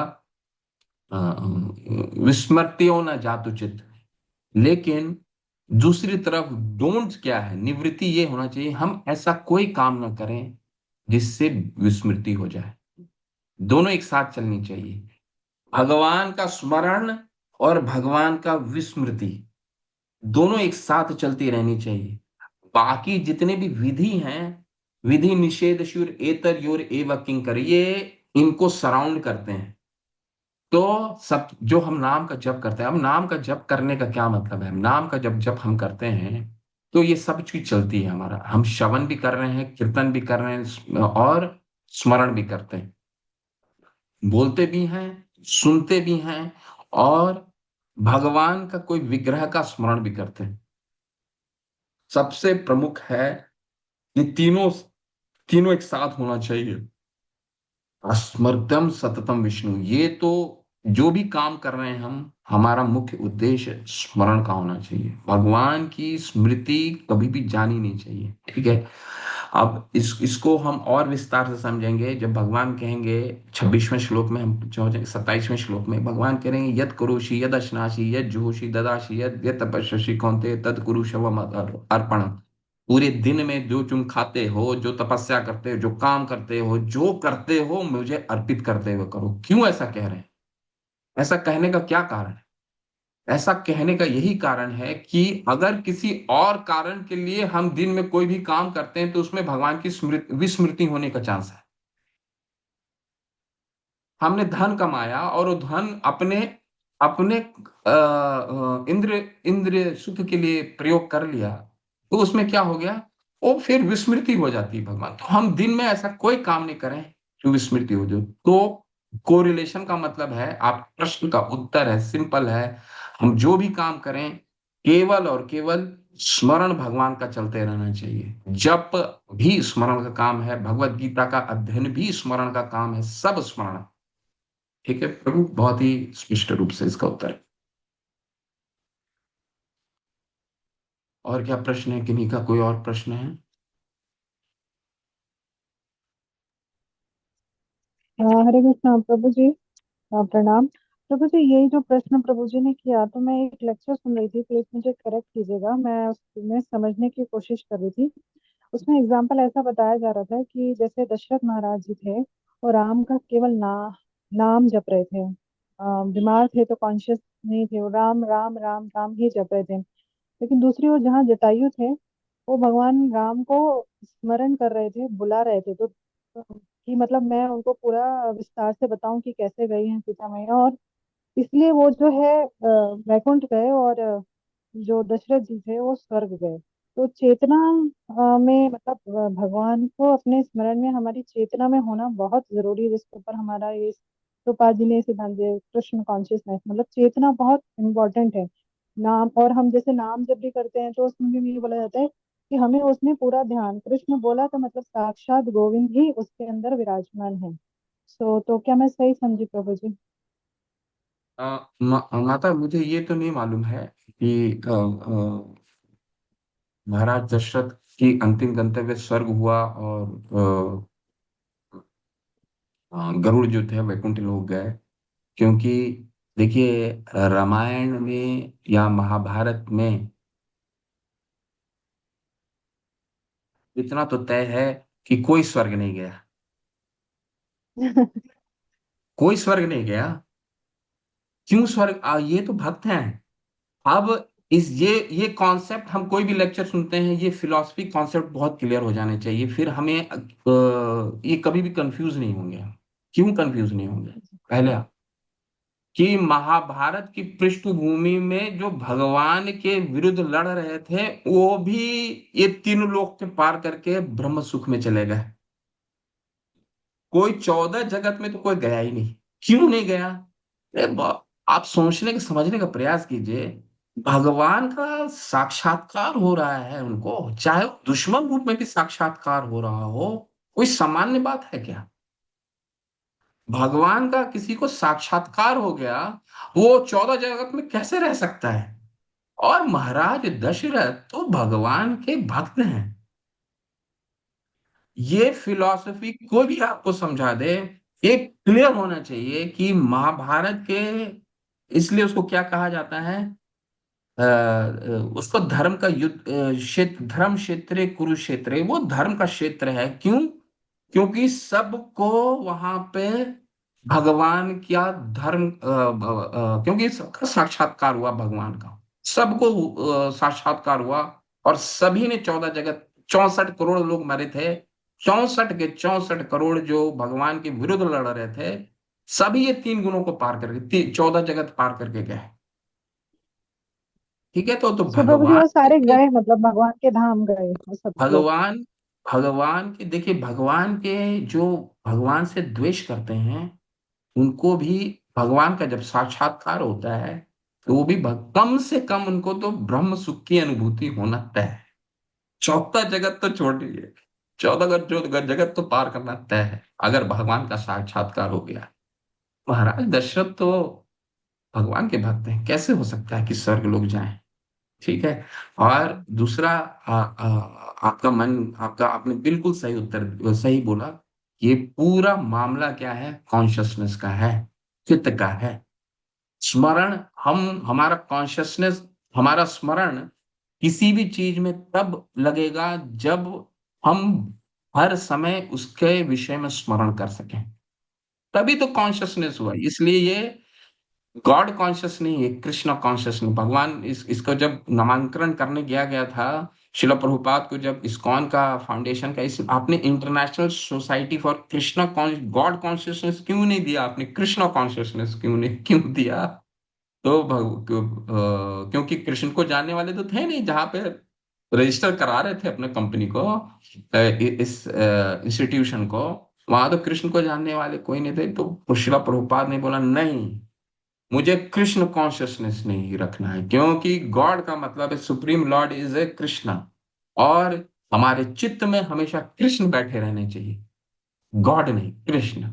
ठीक है, तो बिल्कुल सही है, ये पूरा कॉन्शियसनेस कृष्ण का है, और वो स्मरण का ही है। सारा जो भी हम कार्य कर रहे हैं, जब कर रहे हैं, सुन रहे हैं, देख रहे हैं, चित्त में हमें कृष्ण बैठे रहने चाहिए, स्मरण में कृष्ण की होनी चाहिए। ठीक है माता?